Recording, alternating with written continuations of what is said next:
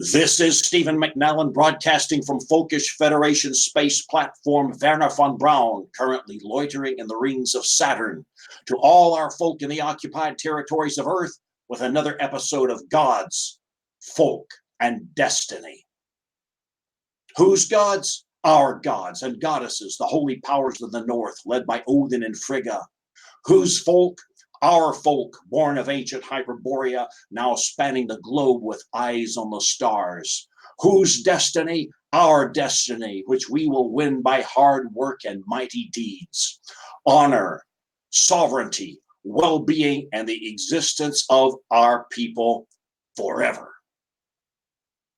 Tonight, from the deep archives of the past, we've called up an article on gun control, which I wrote. And I published it 22 years ago now, which eerily echoes the news headlines of the last few weeks. What would Odin say about gun control?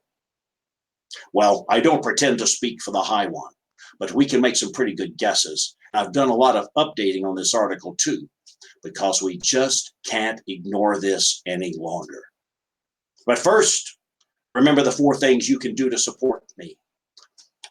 You know what it is. It's like it, it's comment, subscribe, and share. Before I jump into the gun control thing, I want to raise a metaphorical horn. I guess I could raise a metaphorical cup of coffee to Joseph Turner, whose 73rd birthday this would have been. Yost Turner was a man of honor, integrity, hard work, huge loyalty to his folk. If you don't know him, you ought to look up Yost Turner. I visited his grave yesterday. It stands about 4 or 5 feet high. It's got a statue of Babaji on the top. I know what you're thinking. He put it in under the Aryan thing, and trust me, he knew his stuff about Eastern religions and about yoga and so forth. And in fact, he devised a kind of yoga that he called Arya Kriya, which you may find of interest. Joseph, Vietnam veteran, 101st Airborne, Recondo, hardcore, hard charger, came back. Like a lot of guys from Vietnam, a little bit unstable, not doing quite as well as he should have been. He credits meditation with fixing his problems that he had, his PTSD. And by the time he died, he was a man of power. One of my favorite photos of him is during his years that he was a yoga instructor, lying flat on a floor in a yoga studio in Shavasana, the death pose, so-called, this flying light on his back, long hair streaming down to his shoulders, gray t-shirt on, yoga pants, and right below the line of the t-shirt, you can see a bit of a tattoo. And if you didn't know Joseph, you would think that it was like, oh man, it must be like an Om symbol or something. No. It was skull and crossbones with the words U.S. Army paratrooper on it. Here's to you, my brother. I understand you got reassigned, but the battle ain't over. Check you later.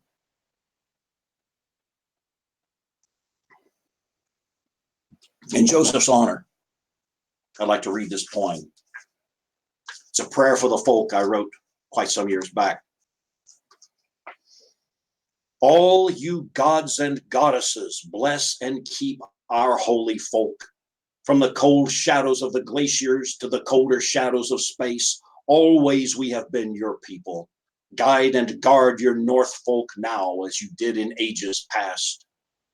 Odin, give wisdom and craft to wits shaped by ice and hardship, that our foes be foxed. Thor, give strength and the will to use it. Frey and Freya, give full wombs that bodies be found for the souls of heroes. Let your folk grow in number and in power that we may live and love, survive and thrive, not just today, not for a millennium, but forever and ever. So, gun control. I know the standard response to the term gun control is, yeah, get a good grip and be sure you've got your sight alignment. And I kind of like that, but it's usually not what we mean when we hear the words gun control spread about these days. We're at a real crisis on this particular issue. This issue is a spiritual one, and we need to address it. So, let's say aggress, didn't I? I meant to study it. Okay. So what I'm going to do, the way I'm going to do this, I'm going to read this through because I think the whole thing is important, and I want you to get a sense of the flow of it. Then I'm going to come back and I'm going to pick out certain things, and I'm going to expand on them or update them. This was written 22 years ago. Things were bad enough then. Today, they're verging on the catastrophic. We need to be working on this. So, if you will pardon my focus on the paper instead of look you in the eye, which is the way I like to do things. The right to keep and bear arms is one of the most passionately debated issues on the American political stage. Patriots, gun owners, liberals, the media, hunters, a dozen different factions are wrangling back and forth to determine what role of firearms will be in the future of this country. We who follow the way of the warrior, this was written for the Warrior Guild magazine, have an interest in this debate. Guns are the weapons of our era, and however much we might hearken back to the gleaming blades of an earlier history, we owe it to the people we protect to follow this controversy. The Second Amendment to the Constitution is the main line of defense against gun grabbers, of course, but the essential role of weapons in preserving freedom and honor goes far back into the dim mists of history, to a time when the Constitution and the nation it came to represent was not dreamed of. In ancient Europe, weapons had a religious character. Odin, father of the gods in the Norse myths, carried, and we know he still does carry, a great spear named Gungnir. He wandered around the world disguised in his floppy hat and long cloak, giving magical swords to his favored heroes. With these, they performed great deeds on the battlefield, and when their lives were done, joined Odin in Valhall. There, with the other great souls, the hero would prepare for Ragnarok, the ultimate conflict. There is some evidence that the fallen warrior's weaponry would accompany him into the afterlife. He was buried with it, of course, but that's not all. In some graves, the sword had been heated and twisted out of shape as though it were being killed so that its spirit could accompany the soul of the owner. Besides, he would no doubt need it as he walked the dangerous, ordeal-ridden road to the realm of the gods. However, weapons played a role at the beginning of life as well as the end. A newborn infant was welcomed into the world with a taste of salt from the tip of a sword. Later, when he grew into manhood, the youth received his first shield and blade, whether of sword or axe or spear, on the day he was initiated into the tribal assembly. This panoply represented his duty to defend his kin as well as his rights as a freeman. This custom carried over into the Middle Ages when the candidate for knighthood stood prayerful vigil over his arms and armor throughout the night. Oaths were sworn on weapons, and the steel might be called upon to turn against its owner if the words spoken over it were not true. In the lore of the Vikings, Odin himself tells his followers to be armed. As the Hávamál says, the wayfarer should not walk unarmed, but have his weapons to hand. He never knows when he may need a spear or what menace meet on the road. But it wasn't just the Norsemen who idolized their weaponry. The ancient Celts shared this sentiment. The Iceni, as a typical British tribe, possessed certain weapons which were held to be particularly sacred. The Romans decided to confiscate them to prevent an uprising, therefore bringing about the very thing that they had hoped to avoid. Under their fiery queen, the red-haired Boudica, the Iceni rose in revolt and almost ended Roman occupation of the British Isles. Such a preoccupation with instruments of destruction, some might say, is now out of date. After all, We live in a kinder, gentler world than that of the ancient Teutonic and Celtic tribes. We're civilized now. Death doesn't threaten our daily lives. And if danger does appear, we call the police. Unfortunately, the police often don't come, or they come too late to do any good. You could get killed many times over with a gratuitous rape thrown in for good measure between the time your fingers dialed 911 and the time a squad car pulled up in front of your house. The cops are outnumbered, outgunned, and generally out of the scenario. In real life, you're on your own. Let's also look at the idea that our world is less violent than that of, say, the Vikings. According to M.I. Stedman Kaminsky in his book, The Saga Mind, we have a record of violent acts in Iceland over a period of several centuries. At the height of the heroic age in that Viking colony, where every freeman carried a sword or an axe or a spear, the per capita murder rate was a lot less than in most American urban areas today. Duh. We live in an extremely violent time, and the forecast is for more of the same. Advocates of gun control might argue that even if times haven't changed, technology has. Guns are not swords. Any religious or cultural arguments made for edged weapons are irrelevant in an age of semi-automatic rifles and pistols. In putting forth this idea, however, they forget several facts. For one thing, the role of the individual weapon has remained unchanged. It ultimately does not matter if the device that deters attack on an innocent person is a knife, a battle axe, a 9mm Browning pistol, or one of the dreaded assault rifles. The goal is to keep the would-be mugger, rapist, or murderer at bay, or whatever.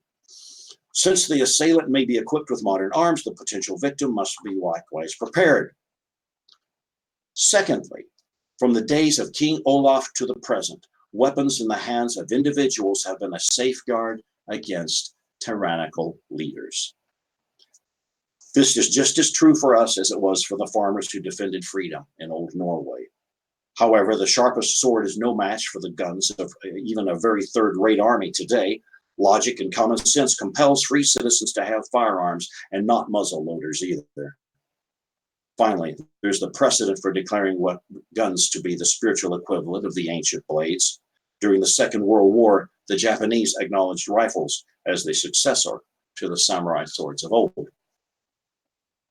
When you take a good look at history, you see that the right to possess arms did not miraculously appear out of nowhere in colonial America.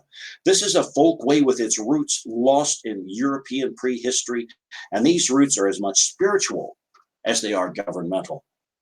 Ultimately, owning arms is a religious right and cannot be abrogated by any state. To make this really clear, think back to that old movie, The Vikings, like 1950s old movie, The Vikings. In this epic, Ragnar, Ernest Borgnine, is about to be led to the wolves. He asks for the right to die like a Viking with a sword in his hand, lest he not be admitted to Valhalla. Now, there's a bit of modern myth-making here. The rules for entrance to Odin's Hall are not laid out nearly so exactly in any of the resources that have come down to us. But the spirit of Ragnar's request remains valid. We do know that Valhalla was not for the lowly or common. The early Danish hero Bjarki, speaking of Odin, says that war springs from the nobly born. Famous pedigrees are the makers of war. For the perilous deeds which chiefs attempt are not to be done by the ventures of common men. No dim and lowly race, no low-born dead, no base souls are Pluto's, read Odin's, prey, but he weaves the doom of the mighty and fills Phlegethon, read Valhalla, with noble shapes. Slaves shall never sit at Odin's table or quaff the mead poured by the Valkyrie's hands. And throughout history, one trait has especially been the hallmark of slaves. They are not allowed to own weapons. The conceit of the 20th century, now the 21st century, is that we have done away with slavery. But make no mistake, Anyone disarmed by the state is a slave, no matter how free he is to frequent the shopping malls or how new the car that sits in his garage. I cannot speak for Odin, but I believe that no man or woman who surrenders his or her guns to the government will ever look on the faces of the blessed in Valhall. Surrender your assault rifle and be doomed to the cold and murk of hell's home. You have no place among heroes. Outmoded philosophy? I think not. The nature of tyranny has not changed in 1,000 years, nor has the liberty-loving hearts that resist it. And I am confident that the admittance standards for Valhalla have not been dumbed down. All of this would be theoretical if the heroic religion of the Vikings and their European cousins was extinct.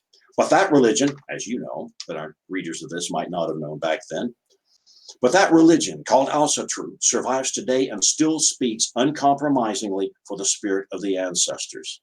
Would-be dictators will meet the opposition of dedicated men and women who will not give up their rights in the face of either fashion or force. As this article shows, the right to arms is far older than the American Constitution.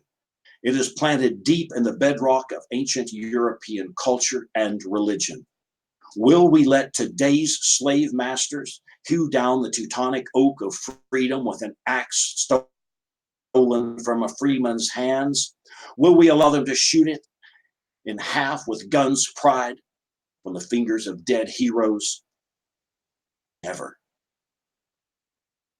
For we of Asatru, the ownership of arms is not just a custom, not just a legal right, but a matter of the troth that binds us to our gods.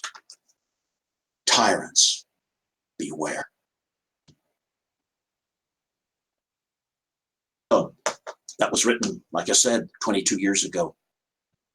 I still stand by that. Situation has changed a lot. Typically, surprise, surprise, not for the better.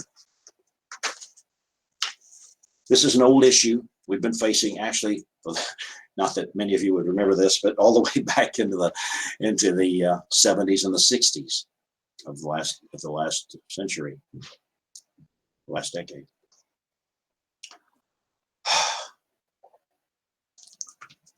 It's more and more crucial by the day, and it has morphed over the years. Back in the 60s and 70s, they weren't talking about confiscating guns. They weren't talking about buybacks, which is a fancy word, of course, for confiscation. They were talking about registering guns, registering them. And there is registration papers on an awful lot of weapons in this country today. So the odds have escalated.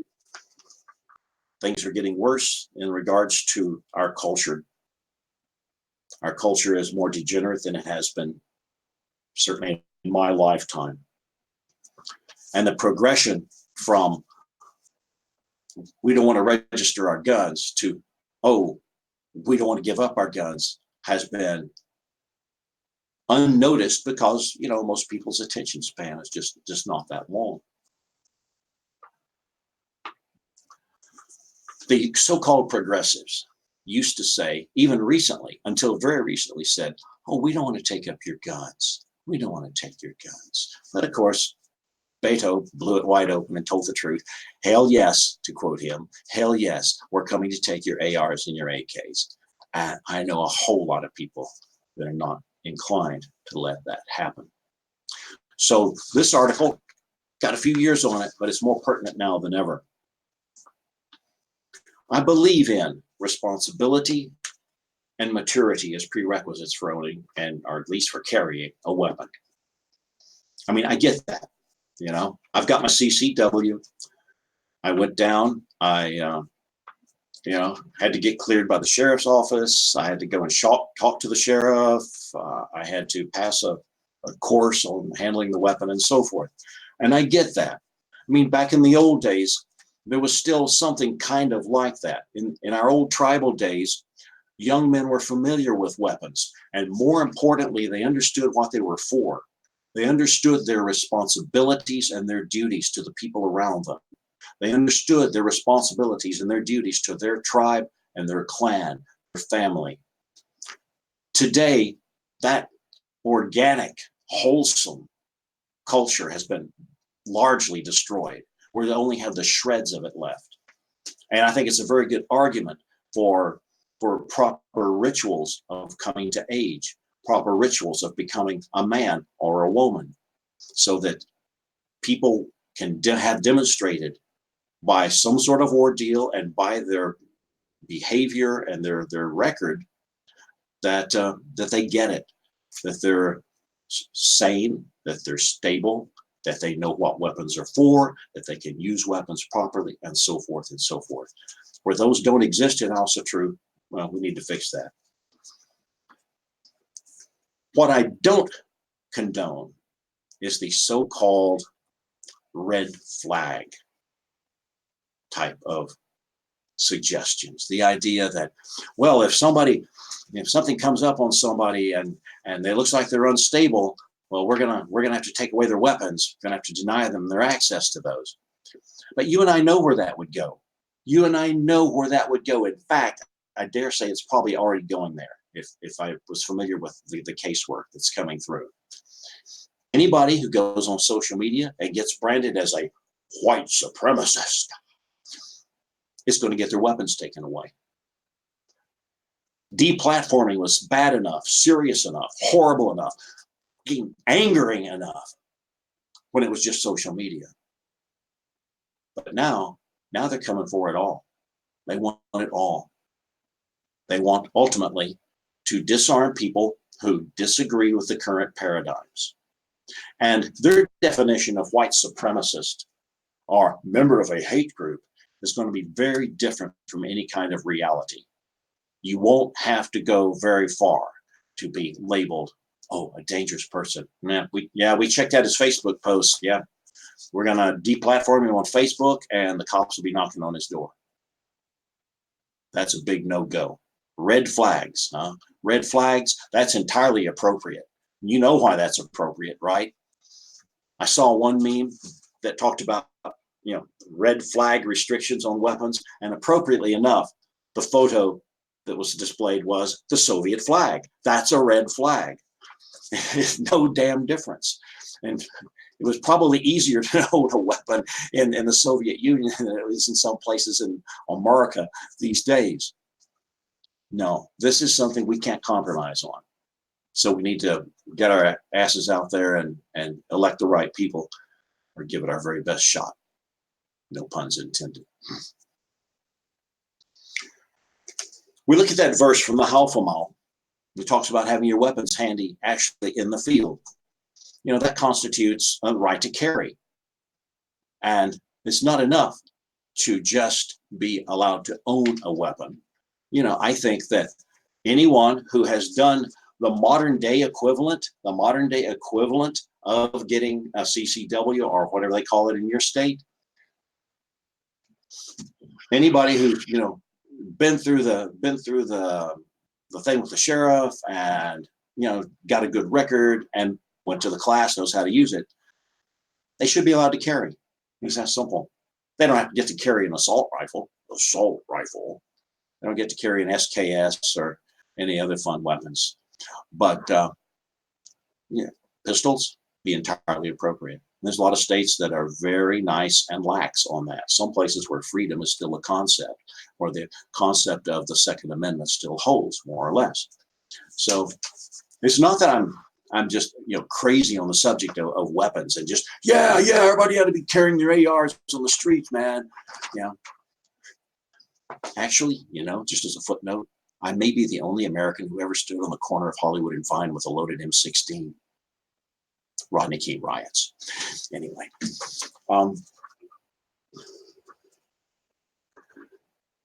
so let's see. Let's see. Blah blah blah blah. Oh yeah, that little bit in there about Olaf Tryggvason and so forth. The Norwegian scenario when If a ruler got out of line and was going against the law of the folk, it is written into some of the old law codes that they had the duty, the free folk had the duty to take up arms and replace it. I kind of wish we had something like that now, but it probably wouldn't go quite as well. So that's just kind of a footnote I noted as I was going through my little spiel there. And let's talk about technology. People say, "Oh, well, nobody needs an assault rifle. Nobody needs a semi-automatic rifle with any capacity to speak of." Basically, is what they're saying now. But like we used to say to Bill Clinton, you remember Bill Clinton, even you young guys probably know about old Bill Clinton. Bill Clinton, the Democrats being presidents.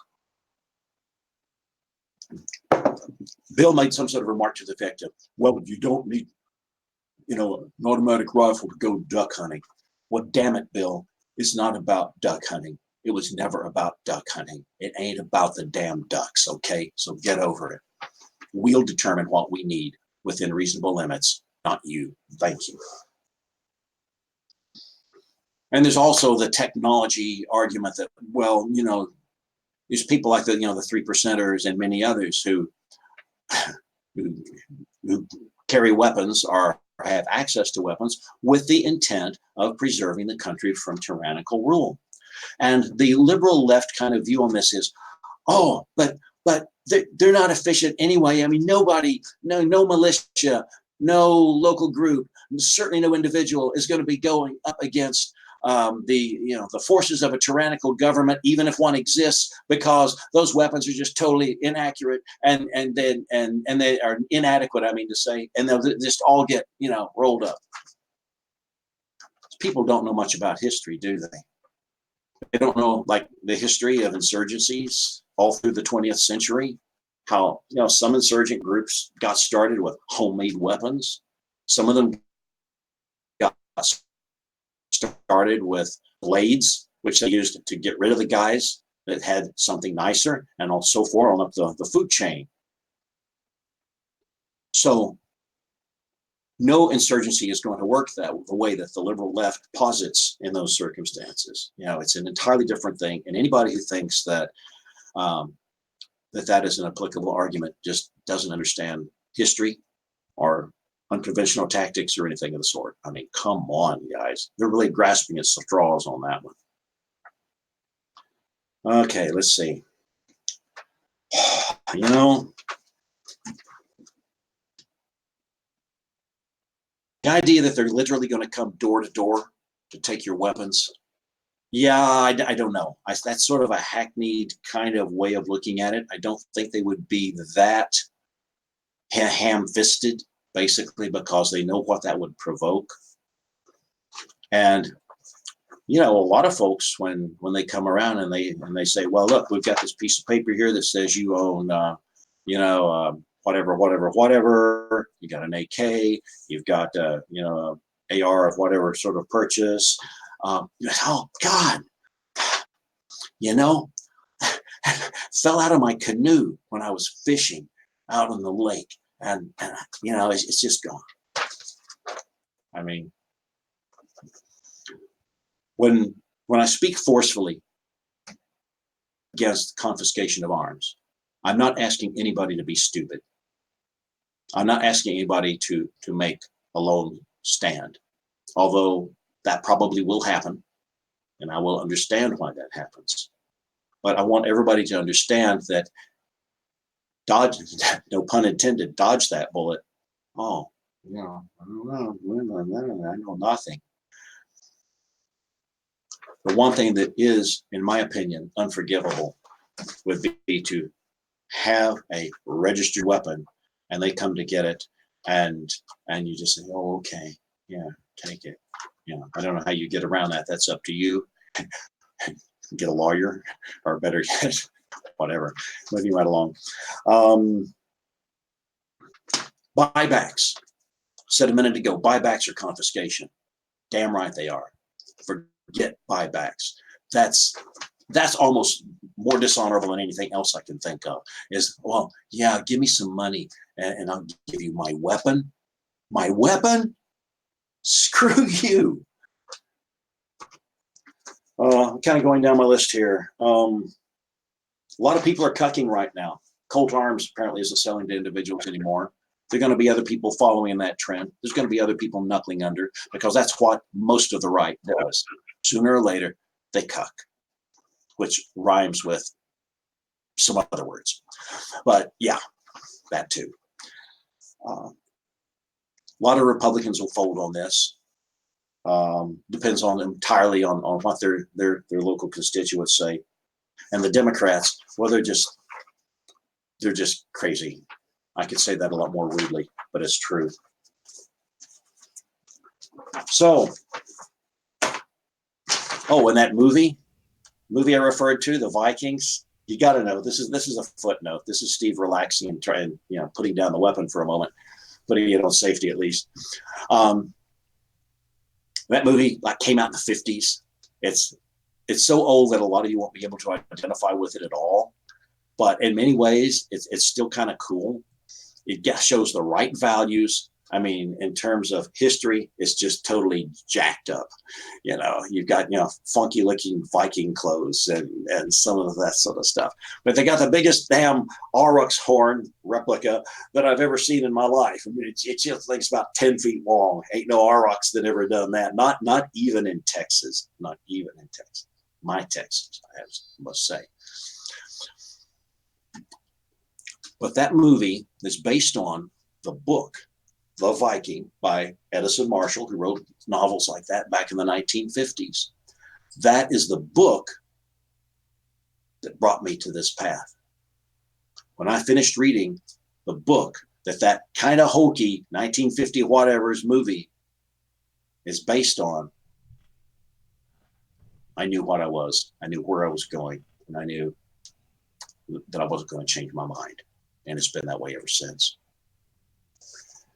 So that's kind of my take on this. We're facing some really dangerous times. We need to be strong. We need to be stubborn. We need to be incorrigible. And we need to be smart. So you find the way that works with that. But, if you don't have a weapon, probably ought to get one. Dave, my friend, that's about all I've got to rock with. Come on board and chat with me a minute, and let's hear your take on some of this. Let's hear any questions anybody's got or anything I need to deal with there, and let's keep this rolling for the kind folks listening to us out there. Yes, sir, absolutely. Talking about guns tonight. This is one of my favorite topics, man. Everybody knows, been watching me throughout all these years. I'm a gigantic gun advocate, big Second Amendment advocate. I've always been my whole life. I grew up shooting and hunting and being outdoors, and I'm also a big fan of the right to bear arms as a principle. As Mr. McNallen outlined so perfectly, if you do not have the right to bear arms, if you do not have the right to protect yourself, and you do not have the right to have teeth when opposing a tyrannical force, you are a slave. You are not a free man. And that is one of the defining principles this country has always had. As Mr. McNallen was talking about just here, about the red flag laws and all that stuff, man, let me tell you guys something. I said this years ago when the 3%er movement and stuff first started, and when I first started getting into podcasting and stuff like that. They're not going to come door to door on you. They're not going to do that. They're too smart. That would be, as I think Mr. McNallen said, ham-fisted. That would be a goofy, ham-fisted way to go about it. They'd know how many people. What is it? There's 500 million arms in this country, something like that. There's more guns in this country than there are people. And they know what's going to happen. And everybody says, well, you can't overthrow a government. You can't fight the government. Dude, this country was founded on fighting. I know there's the argument of, we overthrew Enlightenment ideals to just put in more Enlightenment ideals or whatever. But that's not what we're talking about. What we're talking about is the principle itself of being able to be a bunch of Joe Schmo, nobodies to go up against. Dude, let me tell you, those of you that know your history know that at that time, Britain was the most powerful military force the world has ever seen. More than Rome, more than anybody. There was a saying, it was like the sun never sets on the British Empire. That was true because they conquered the world, and literally just a colony with a bunch. I mean, we got help from the Germans and the French and stuff like that, all that. But for the most part, a colony of just like businessmen and shopkeepers and just like fishermen and farmers, just a bunch of goofballs. Literally grabbed muskets. Well, it wasn't just muskets. They used the rifled Austrian hunting rifle or sporting rifle, whatever that was called. But I digress. The bottom line is a bunch of jerks got pissed, took up a bunch of arms, and repelled and fought off the greatest military force in the world. And we see this all throughout history. Guys like in like Asia and stuff. There's been like insurgencies of guys with like machetes that overthrow.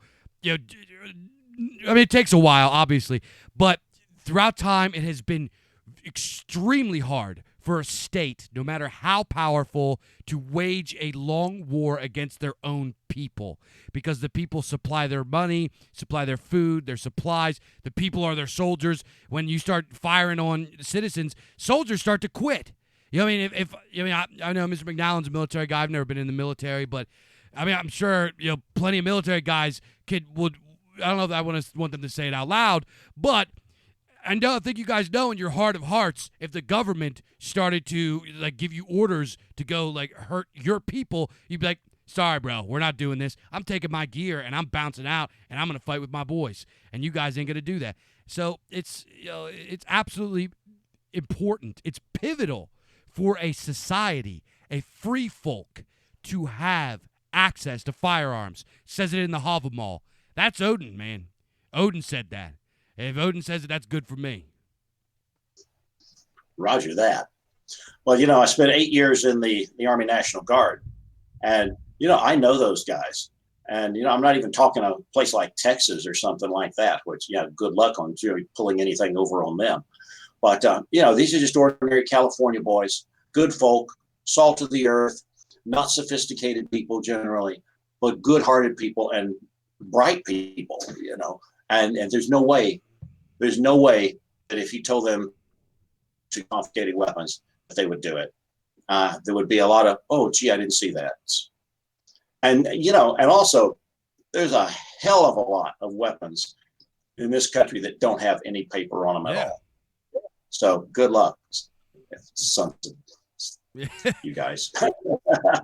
Hey, I'm from Pennsylvania, dude. Pennsylvania, we are known to have a lot of weapons. We have like more deer hunters than like the next 10 states combined or something like that. We have there's more Pennsylvania deer hunters than there are standing United States military men.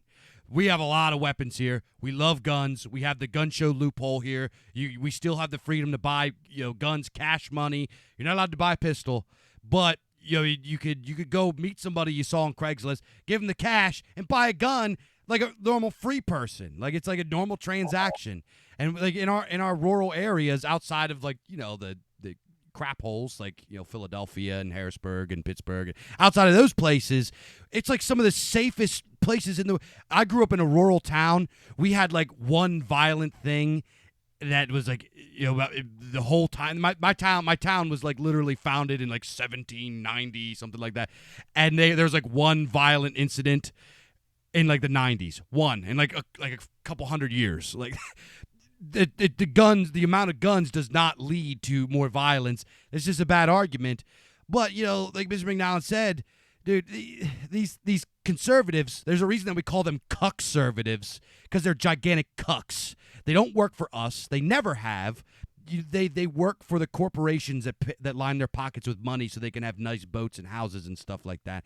They don't represent us. They don't represent us. They never have, and they never will. They are nothing more than the punching bag of the left, and they always have been. If you read Julius Evola, dude, Julius Evola was talking about this stuff. How long ago was he around? Like, I don't know, 1930 or 20. He was saying the same criticism of conservatives in Italy back then as we are saying now. They're a bunch of cucks. So it's up to us to make sure and ensure and be vicious about keeping our right to bear arms. And there's all the. If you notice these these commies, they don't have any arguments, nothing, because they don't care about arguments. They will say they're like, I use this analogy a lot. They're like, you ever see the movie The Thing? The Thing is this like parasitic alien that comes from space, and it just inhabits bodies, and it takes the form of whatever it is to like continue feeding and give itself sustenance. That's what the left is. They're just a bunch of things. They will say and do whatever it takes to destroy their target. It doesn't matter. There's no argument against them. So you know what my argument is? No. We're coming. Like, what's that goofball? Beta douche, whatever his name is. Oh, yeah, we are going to take your AR-15s and your AK-47s. Blah, blah, blah. Yeah, well, here's my argument. No, you're not. Come get it. Get some bubble gum. That's what I have to say. Yeah, well, that come and get it thing, that's a thing. And it was a thing back in 1836 when the Texans had a cannon at the little town of Gonzales. This was, right before the Alamo and all that stuff, when things were heating up, and Santa Anna's army and all those guys thought that they could push Texans around. And you still see that flag, with the Gonzales cannon on it, and the words "come and get it." That's a thing. And I think I agree with you. That's the only argument we need. No, or come and get it if we're really feeling loquacious. But there is no argument to be made on that. None.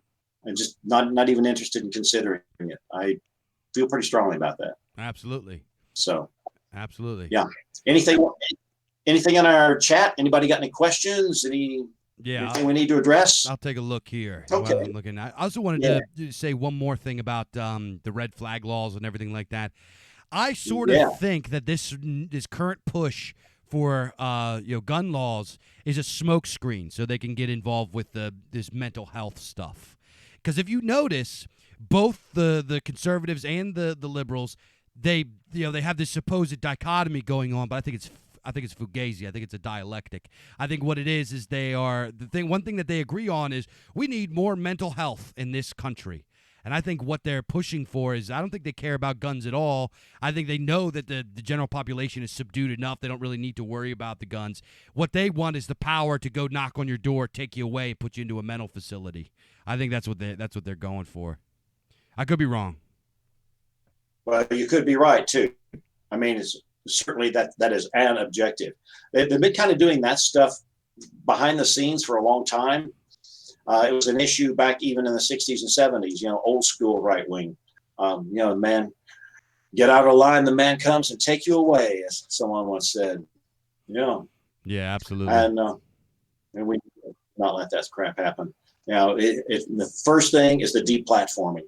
And that's just the beginning. That's the little foot in the door. And then from deplatforming, they go like that to, oh, well, now we can do other things to you too, because you're dangerous, right? Oh, yeah. Like they're not dangerous. Isn't dangerous? You got to be kidding me. They're the greatest freaking threat to everything we know and love. So. Absolutely. We got a couple questions here in the chat.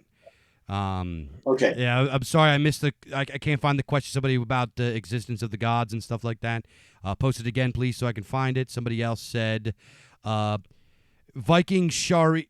I don't know if this is Sharia or Sharia. So it's Viking. I will say Sharia because that's hilarious. Viking Sharia asks, Mr. McNallen, could you share some stories from your experience during the Rodney King riots you mentioned earlier? I knew that question was coming. Oh God. Well, you came to the right guy. I mean, at least I'll be telling some new ones. I mean, I know some of you have heard everything I've got to say 18 times or something, but I'll try to toss in something new well, it was quite an experience. It was one of the best times I had in the National Guard, really. Rolled down there in some nasty old trucks that we had to borrow from a nearby Air Force base. So we're trudging up over the Tehachapis and all of that, going down into LA Basin and all of that. And just north of LA, there's this, it's like an honor farm or something that the sheriff's department had. It's right across from that huge amusement park or whatever. So we pulled in that honor farm to do our staging and to get up briefed. So we're there, and we're all doing our thing, and they say, well, okay, here's your situation. Your sit rep is that the visibility is down to 300 meters in downtown LA. We've got reports of AK fire from the following locations. And I could just sense all the guys around me just going, oh, what have I done? and we got our briefing and it was all good. The guys were with it. But we got in the truck to go down to where we were staying, and the only people talking were the lieutenant in charge of the platoon and myself. I was platoon sergeant at that time. And we were talking because we decided, okay, we're going to do this. We'll get out. We'll set up security if we need to. We'll do whatever we need to do, distribute ammo, distribute blah, blah, blah, blah. But everybody else, dead silence. We'd go rolling through the streets and we could look up and see the Koreans up on the buildings. They were taking care of their place, man. They weren't putting up with any rioters. The roof big Koreans. thumbs up. Absolutely. They were so cool. We stayed in the Hollywood Bowl. We bivouacked on stage in the freaking Hollywood Bowl. We had to have like a poster, Delta Company does the Hollywood Bowl or something, It's only just a block or two from Oden Street, which is kind of cool. Didn't see a lot of real action down there. We were doing mostly, curfew patrol, stuff like that. Shook a few guys down, stuff like that. And we did one patrol, kind of an aggressive patrol, locked and loaded, basically with not loaded. Well, we were supposed to be loaded or locked. Through a gang area specifically, just to send the message, in formation, did the whole thing. Really cool the way they did it.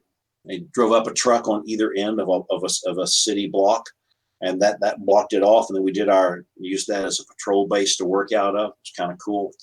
It was fine. I mean, by the time everything calmed down, I was ready to go home. But yeah, it's all right. It was all right. Damn, I miss it. Yeah. I miss Army stuff. Yeah, and you said you were in. You said how long were you in National Guard? Because I know you were in another branch as well, right? I was about 8 years in the Guard. So yeah, I did 4 years active way back in the 70s. 11 years. I'll let Sheila catch that downstairs. 11 years break in between, and I just said, I miss this too much. I'm going back in, and they said, well, you were resigned to regular Army commission, so we can't let you be an officer. And I said, well, fine, make me an NCO. Went in as a Sergeant E5, got E6. I was getting on the edge of 7 when I pulled out, and it was awesome. My favoriteest job, period, was being an infantry platoon sergeant. That's really cool. That's really good stuff. There. So, anybody else out there? Yeah, I'm about the existence of the gods. Yeah, I asked him to post. I can't find it in the chat. I must have missed it, and I asked him to post it again. So, well, last chance. If you had a question about existence of the gods, please post it again. We do have one more question here. It is I don't know how to say this name. Aciderpinus erraticus. What that means? At what point? Look, I'm a former altar boy, but I don't remember any Latin. He says, I just lost him. At what point does the right to bear arms end for instance, should we own tanks, missiles? Well, as much as I would love to, I don't even know how to operate a freaking tank. And missiles are definitely cool because I'm a space enthusiast, and anything that goes whoosh up in the air is kind of cool to me. But no, of course not.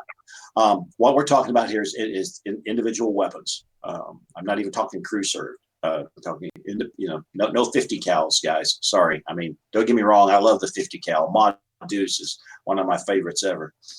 But no, I'm talking basically, individual combat weapons like rifles. So you're not a part of the school of thought that thinks that people should be able to have nukes. I kind of decided maybe that wouldn't be such a great idea. Nah. Besides, it's so much nicer just, it's easier on the environment to go in with small arms and shit. I could say something about the existence of the gods if that person hasn't come back to you. Yeah, I'm not seeing them. So if you would like to just touch on it. Yeah, I'll expound. You know me, always good for a chat. Oh yeah. Assuming the question was something like, "Are the gods real?" or "What are the gods?" Even, oh man, I wish I had that book in front of me. I would tell you all about it. Yes, I believe the gods are real. I believe the gods are sentient beings, forces, but they're sentient. I believe they interact on us on a one-on-one, or at least that is my experience. I've had several things that convinced me very soundly that, he kind of knows what I'm doing, what I need to be doing. That sounds crazy only if you think that this is all just kind of a charade. And I don't think it's a charade. I believe in the gods. I believe in the goddesses. Now, defining gods and goddesses gets difficult.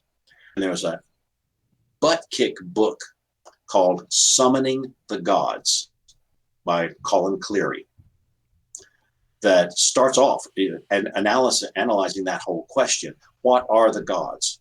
And he takes it from a very intelligent and very philosophical approach. He's obviously got an IQ off the charts.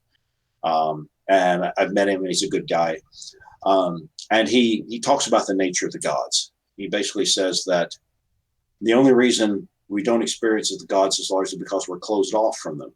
And we're closed off to the gods because we're closed off to almost everything in nature, really. And he thinks that a good way to increase our connection with the gods is to start paying attention to things in nature. But don't say, "Oh, that's a great tree." Try to pretend for a moment you don't know what it is, and just be in awe of the fact that that thing there that you're looking at actually exists. Now that sounds kind of wah, but I found it very effective. I found it very rewarding.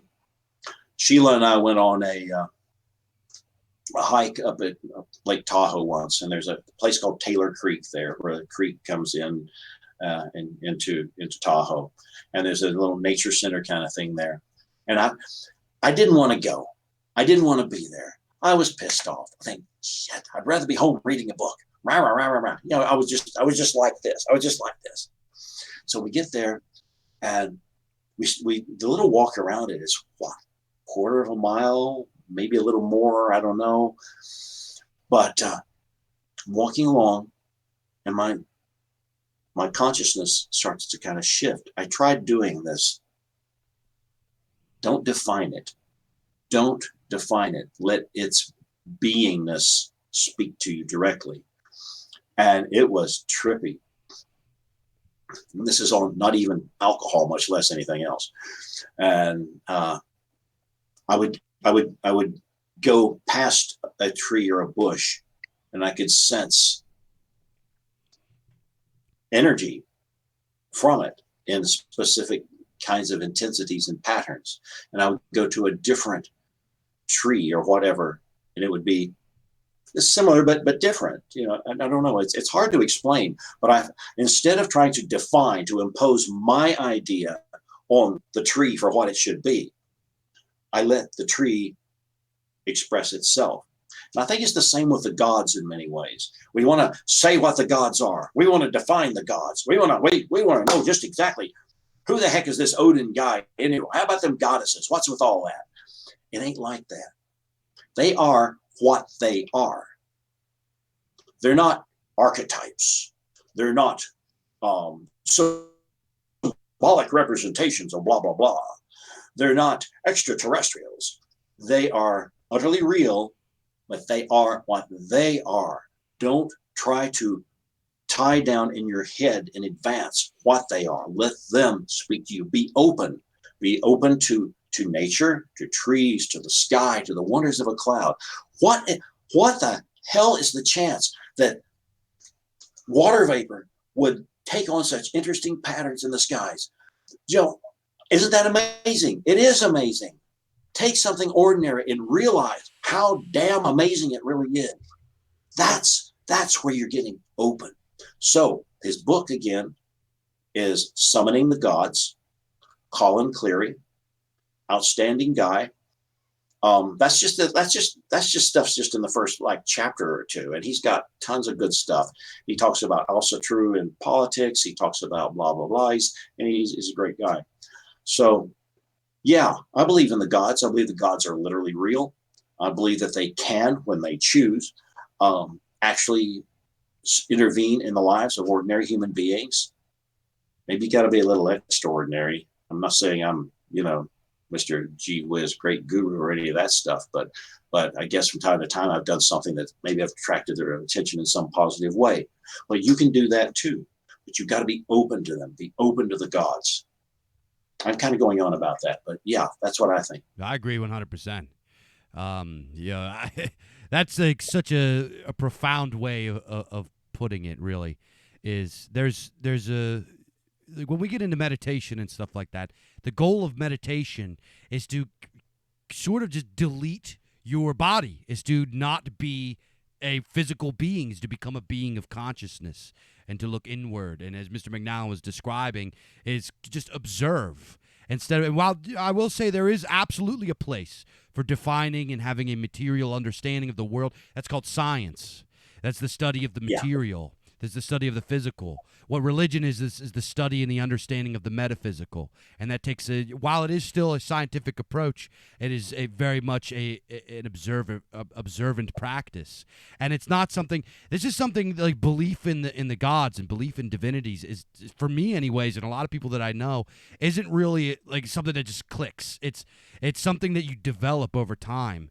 I just had my harvest dinner over the weekend, and some new people came and stuff like that, and they're telling me how they'd never found any other religions that they liked. My boy told me a story how he went to this like evangelist church, and they were touching each other on the heads and flopping around and stuff like that. And I was like, it's just like I completely forgot that those people existed.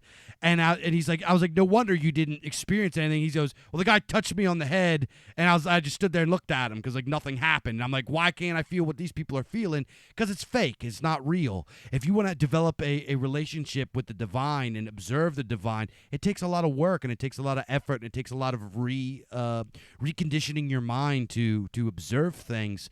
And for me, for esoteric practice, I break it down into two things: praxis and practice. You sit down and you do your Galder practice, you do your study, you do your research, and you just let truth guide you. A lot of people don't realize that one of the biggest pillars of our faith is truth. Erlog, it means the primordial truth, the eternal truth, the eternal order, the eternal law.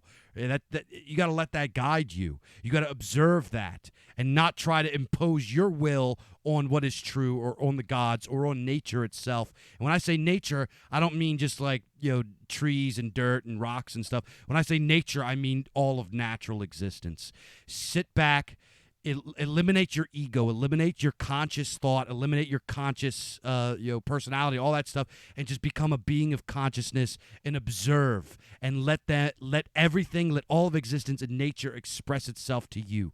Couple this with your praxis and your practice in an esoteric format with your Galder and your study and all that stuff, and you over time you will develop a relationship with the gods, and you'll be able to grow out of the original kind of rationale you give yourself as a person. That's because we've all been shaped by the Wolf Age, we've all been shaped by the postmodernist materialist age, and we have to have that rationale when we first get into it of, oh well, they're just are. And don't get me wrong, I mean, as Mr. McNally, I'm a big fan of Carl Jung, and I think the archetype stuff is certainly fascinating, but that's a secondary source. That's not the religious stuff. That's something, Carl Jung was looking from the outside in, and that was a way of him defining psychological stuff. He wasn't talking about the gods, and he never pretended to. One thing that kind of brings me to is the idea of the danger in trying to define the gods, or to define just like defining a rune. You can't define a rune. You can know things about a rune, but the rune is a rune. the word means mystery, guys. So it's going to stay a mystery, but you can find out more about it. You can learn more about it by looking at the way it works in your life, looking at the etymology of the word, looking at the rune poems on your own personal meditations and so forth. You can look at it from many different angles and come to know more about the rune. But as far as defining a rune, this rune means, that's only true etymologically. Is not true in terms of actual meaning. And it's the same with the gods. We mustn't, try to impose our idea on the gods of what they are. That's kind of uncool. So I don't know. I think it's Any more questions in there? Oh yeah, I'm sorry. This is like one of my favorite topics here. Okay. Roy Danton says, Dave Martell, will we ever get back to those golden days where we didn't have any weapons that could destroy the entire planet?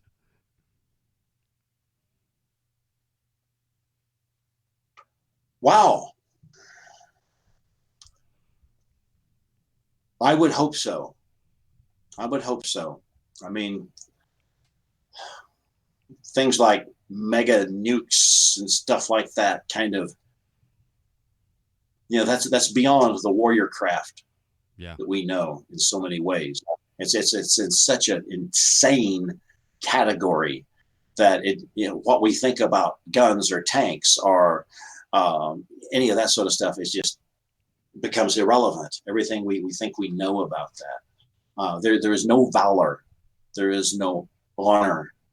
There is no glory in the best sense to be won with that kind of an exchange. All you do is kill things, usually a lot of things, and not just your quote enemy.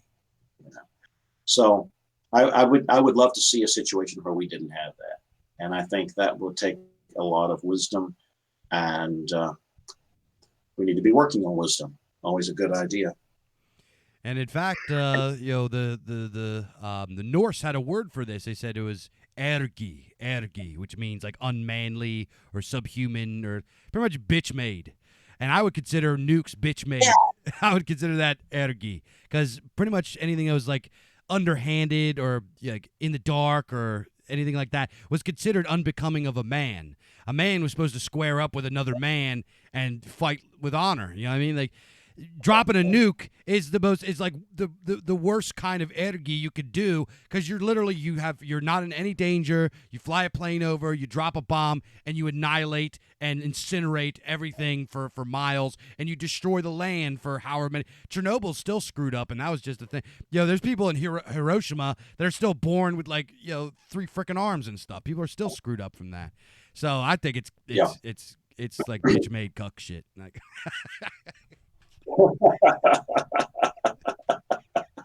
I vouch for that. Yeah, I'd go with that. I think you're right. There's no warrior honor to be won, and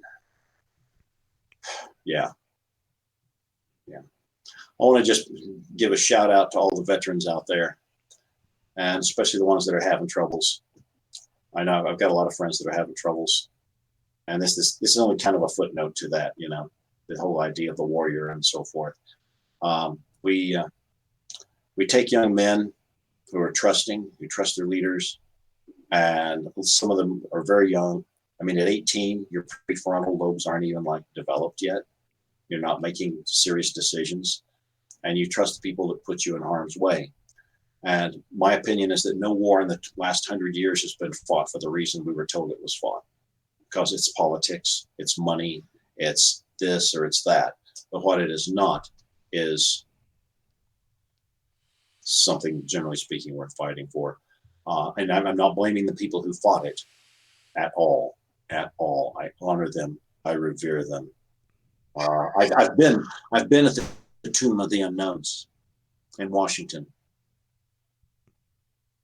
and anybody who goes to Washington needs to go there, watch the changing guard if possible. Those men died for causes we can't comprehend, but they went and they did their duty. They did their best. And in a way, they represent all the others.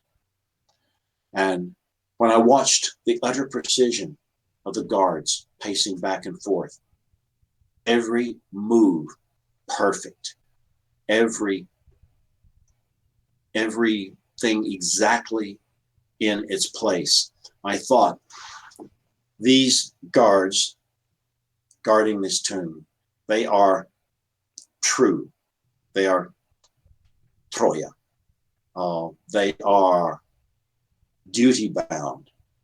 And they are, by their loyalty and by their duty and their attention to their duty, they are paying honor to those unknown men who went and did their duty as they saw it.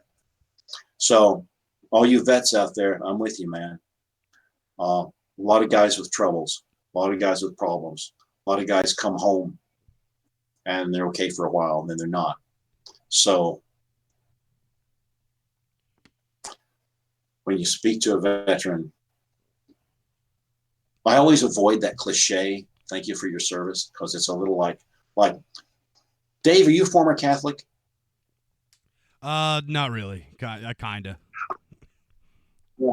Okay. Well, you know, a lot of people, I used to be a Catholic and I'd go to mass and you know, Hail Mary, full of grace, the Lord is with thee. Blessed art thou amongst women, blessed the fruit of thy womb, Jesus. Hail Mary, Mother of God, pray for us sinners now at the hour of death. I mean, you know, it becomes and there's a role for mantras, but that's not even a mantra. That's just like mind wandering. And that's why I don't say thank you for your service, because it's automatic. You don't have to think really to say that. Every time I see a guy with a veteran's hat on, you know, I go up to him and I talk to him. I don't care what war it is, when it was, you know, God, World War II, Korea, Vietnam, whatever, or, you know, modern stuff, you know, and I say, hey, thanks for stepping up. And I'll let it go. Yeah. So, my friend, we've been going on with this for an hour and 10. I enjoyed it. Absolutely. And I think we've come up with some good stuff. And I want to thank all those people out there who are watching this. Please remember to give us a like and a share and all of that good stuff, because I think we've got a good message to get out, and you can help us do that. So, time for my finale. Are you ready, man? Here we go. Dun. Okay, before I sign off, Votan Network. It's a big thing. Oh, by the way, I got to mention on Countercurrents today. Anybody who watches Countercurrents, okay? Before we sign off, Votan Network is a spiritual, cultural, and metapolitical non-organization actively invoking the might and wisdom of Votan for the awakening of our folk. You can find Votan Network on Facebook and other social media, or you can go to the new website we've got up, which is www.votannetwork.com/blog. It's now getting stuff posted up there. I've got so much more I need to transfer onto it. Or you can contact me directly, wolfagemedia@gmail.com. That's where you find me. That's where you find these shirts. That's where you find everything I do, everything we put out. And your book. Check out the book. And my book. My book. Oh, yes. Woo. Yes, my book. Only your version won't have a sticky on it. Or even in your hand. There you go, guys. There it is. So that's the things I do. My mission is to change the world. And I'm not saying that loosely. I want to change the world before I die. And I'm one stubborn son of a bitch. So, yeah, we're going to do this stuff. So, my friends, keep your powder dry, your cupboards full, your spouse happy, your children close, your data and your firearms out of the hands of the deep state, and love life in Midgard, for it is a wondrous gift. Good night. Thanks for being here.